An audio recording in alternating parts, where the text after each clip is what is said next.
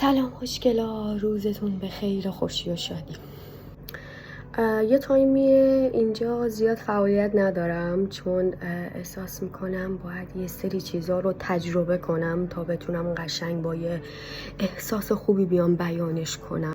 در رابطه با رنج میخوام بیام صحبت کنم. این تایمی که حالا من چون کلا شهرم رو ترک کردم و اومدم حالا اینجا مستقل بشم و یه سری چیزها رو دارم تجربه میکنم که واقعا برام خیلی عجیبه و من خیلی خوشحالم که دارم این سری چیزها رو تجربه میکنم، چون رنج چیز بدی نیست، خیلی چیز خوبیه.